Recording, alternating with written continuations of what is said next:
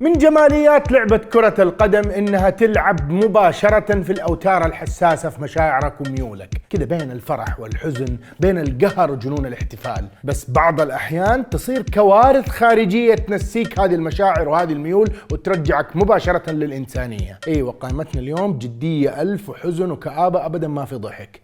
خلاص لف لك بعدين يا خويي. معاكم صهيب قدس، وفي مراتبنا اليوم نقدم لكم أبرز 5 كوارث في تاريخ كرة القدم.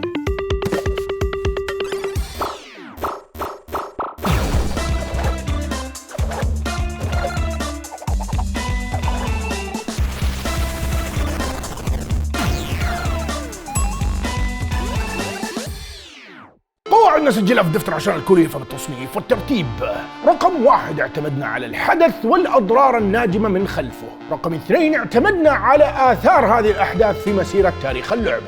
وعشان يوصلكم جديد المراتب عليك بالسبسكرايب، اطرق الجرس وادعمنا باللايك والشير.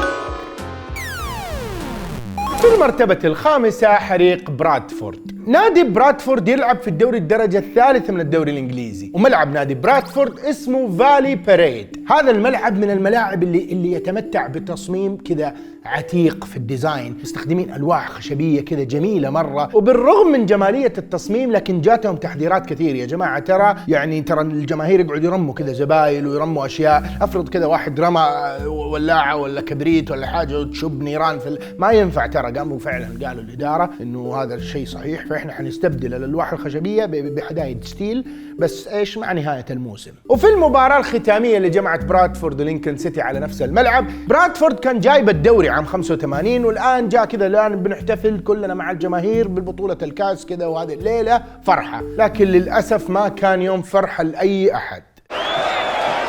We've actually got a fire in the stand on the far side of the ground, and that looks very nasty indeed. Now the police have gone over there to try and quell the fire, and they're frantically getting some of the supporters out.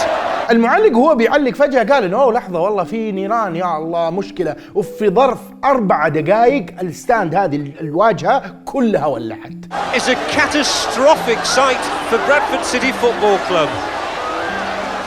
The whole stand is going up in flames. شيء جدا محزن، بالذات انك انت شايف اللقطات، الناس اللي هربت تجاه الملعب كلهم بيحتفلوا انه خلاص هربنا، النيران خلاص حتى لو ولعت احنا فالينها. لكن المحزن في الموضوع هو انه في ناس ما هربت تجاه الملعب، في ناس هربت تجاه الممرات اللي ورا عشان يبغوا يطلعوا من البوابات. والكارثة الكبرى انه البوابات مقفلة. 56 شخص لقوا حتفهم في هذا اليوم، وأكثر من 250 شخص اتصابوا. واحد منهم كان المدير السابق للنادي اللي هو سام فيرث، مسكين عمره 85 سنة وما قدر يطلع. التشيرمان أو رئيس نادي برادفورد وقتها يقول كان هذا يومنا وصار أسوأ يوم في تاريخنا.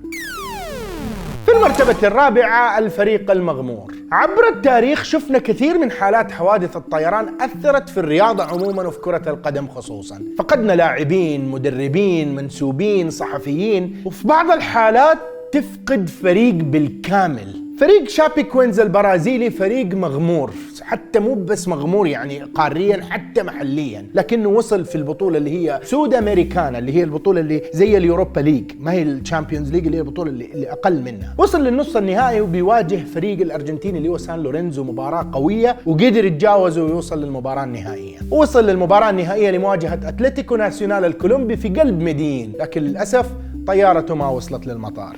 Also getting breaking news.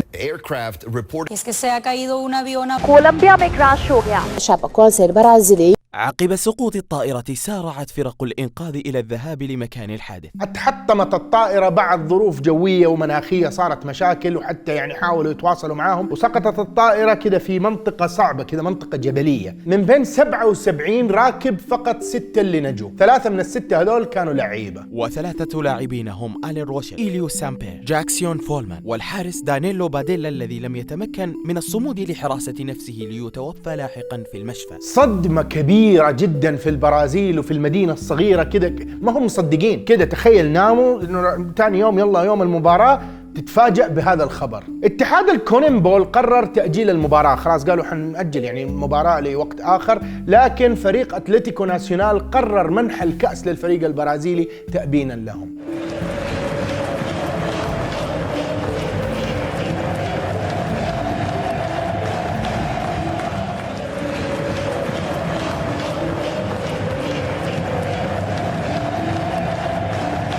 صراحة هذه جمالية الإنسانية والروح الرياضية، ما في هنا ميول، خلاص هو الجماهير الكولومبية كلها واقفة بتهتف بأهازيج الفريق البرازيلي.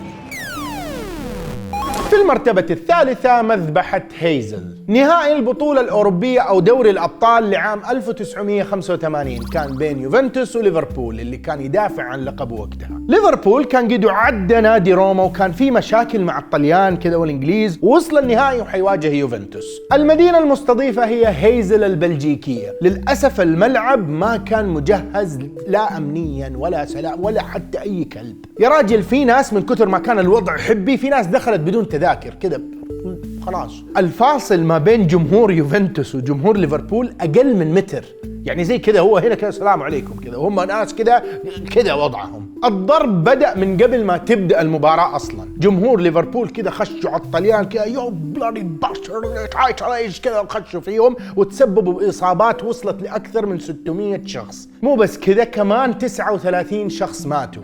We really don't know who has died. We know that 15 people have died. And we don't know who they are. والغريب في الموضوع انه المباراة لعبت كده، الاحداث دي كلها قاعدة تصير كده والوضع فوضى هناك، وكده الاتحاد اليويفا يلا شباب حنلعب المباراة. يوفنتوس فاز في ذيك المباراة 1-0. حتى كابتن ليفربول وقتها نيل كان يقول انه يعني المفروض المباراة ما كانت تتلعب، مو عشان خسرنا، لانه الاحداث اللي صارت جدا بشعة. مسؤولين اليويفا اعلنوا نتائج التحقيق بعد فترة، والمسؤول الاول والمتهم الاول هو جمهور ليفربول. اغلب اللي ماتوا اساسا كانوا من الجمهور الايطالي. الاندية الانجليزية منعت 5 سنوات من منافسات اوروبا كلها، وليفربول انحرم 6 سنوات.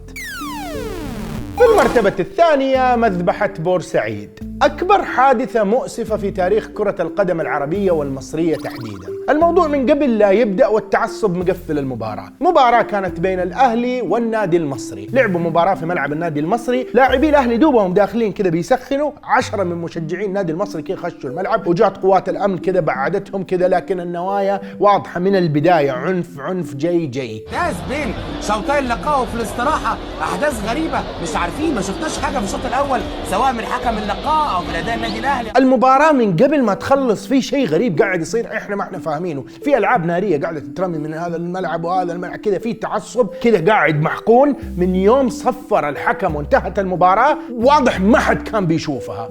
بتنطلق صافرة انتهاء أحداث هذا اللقاء بفوز كبير للنادي المصري على النادي الأهلي 3-1.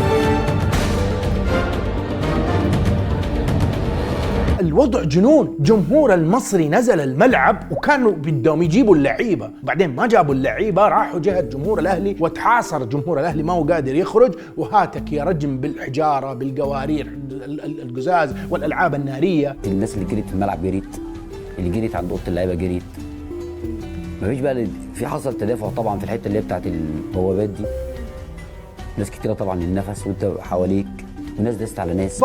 فوضى كبيرة يا أخي. تشوف التعصب فين ودى الموضوع، ما يحوج أبدا يا أخي. السبب الأول هو أنه الألتراس حق جمهور الأهلي رفع لوحة كذا زبلت في أهالي بورسعيد كلهم، أنتم رجالة، شيء كذا استفزهم مرة، وهذا كذا اللي هو يقول لك السبب الأول إنه إحنا هجمنا أساسا. السبب الثاني اللي قالوه هو أساسا إنه التفتيش الأمني ما كان مشدد كويس. ليش في ناس داخلة بالحجارة من البداية؟ واضح إنه في نوايا يعني. الكثير وصف الواقعة بالمذبحة أو المجزرة باعتبار أنه حدث كروي أو شغب كروي يموت من وراه 70 شخص. يا أخي أبوها من كورة يا أخي، ما يحوج والله ما يحوج. اللعيبة والجمهور المتبقين خرجوا كذا بمساعدة العسكر، خرجوهم لأنه الوضع كان كذا إلا يبغوا يقتلوهم كلهم. ولما وصلوا القاهرة جماهير الأهلي إحنا حننتقم منهم، على الشهداء الأهلي إحنا حنروح لهم وننتقم، كأنه الوضع يقلب حرب أهلية، وفي الأخير بسبب كورة. يا هو شغب كبير استمر ظله لما بعد المباراة. الكورة في مصر توقفت 2 ورجعت الفترة مرة طويلة كانت كده بدون جماهير. أحكام قضائية صدرت بعدها ب3 سنوات، يعني حقيقي أحداث الله لا يعيدها كده، إن شاء الله الكورة بس تجمعنا يا جماعة. في المرتبة الأولى الجراندي تورينو. فريق تورينو الإيطالي في حقبة الأربعينات الميلادية كان مسيطر على الكرة الإيطالية، لا اليوفي ولا ميلان ولا لاتسيو ولا كله ينجلد، كله مع يعني 4 مواسم ورا بعض كذا طع طع طع طع طع طع، وفي الموسم الخامس 18 انتصار ورا بعض، خلاص يعني بالعربي جايبين البطولة وكل شيء. وبعد ال 18 انتصار جاتهم دعوة لعمل مباراة ودية مع النادي بنفيكا عشان في عندهم لاعب بيعتزل، فالفريق الإيطالي لبى الدعوة، لكن للأسف طريق العودة صارت الكارثة. On May the 4th, 1949, a tragic air disaster robbed Italy of its greatest team, Il Grande Torino. Torino travelled to Portugal to play Benfica in a friendly. On their return, tragedy struck. ظروف جوية كمان طاحت بالطيارة، وللأسف كل الركاب 31 شخص كلهم توفوا مباشرة. ليش الموضوع جدا مهم وكبير؟ لأن الفريق ده كان أيقونة، الجراندي تورينو ده في إيطاليا يعتبر فريق غير قابل للقهر. يكفيك وقتها أنه 10 لعيبة من 11 لاعب في منتخب إيطاليا كانوا من نادي تورينو، وعلى رأسهم المهاجم الفلتة ماتزولا. شيء جدا محزن ومؤسف، يعني أقوى فريق في أوروبا وقتها كان دا تورينو. تخيل كيف كريستيانو وميسي ونيمار وكيف تشكيلة حريقة، وفي الأخير اللي وقفهم مو فريق، اللي وقفهم الموت. How important this team was is undeniable. They dominated Italian football, so they'll never be forgotten. ماتزولا والشباب الإيطاليين اللي معاه كانوا جدا متحمسين يلعبوا كأس عالم، لأنه في فترة الأربعينات بطولتين توقفت عشان الحرب، فبطولة 1950 كانوا متحمسين لها المنتخب الإيطالي، وصارت الحادثة أنهم ما يلعبوا. ليومنا هذا نادي تورينو عندهم تاريخ 4 مايو، يعني أكبر كذا حدث عندهم، ينزلوا كل اللعيبة بالجماهير بالهذا، يروحوا كذا الكنيسة ويقعدوا كذا زي مناسبة لتذكر اللعيبة اللي ماتوا، بعدين يروحوا عند المنطقة اللي هي صار فيها الحادث ويقولوا أسمائهم كذا، يجي الكابتن حق الفريق يجي يوقف يقرأ الأسماء حقت اللعيبة كلهم. الكامبيوني دي إيطاليا باتشيغالوبو بالارين ألدو. حتى اسم الملعب تغير وسموه على هذاك الفريق اللي هو الجراندي تورينو. وبكذا نكون وصلنا لنهاية مراتبنا اليوم. اكتبوا لنا في التعليقات ايش في أحداث مأساوية نحن ما ذكرناها في قائمتنا، واعطونا اقتراحاتكم لقائمة الأسبوع الجاي من خلال الرابط الموجود في صندوق الوصف تحت. ولو عجبتكم الحلقة لايك وشيروا الحلقة وسبسكرايب مع الجرس توصلكم كل المراتب. ويا جماعة من جد ما يحتاج تعصب لدي الدرجة، والله ترى الكورة حلوة، الكورة حلوة، اليوم تفوز بكرة تخسر عادي، بس أهم شيء يعني نفضل في ذا النطاق. طيب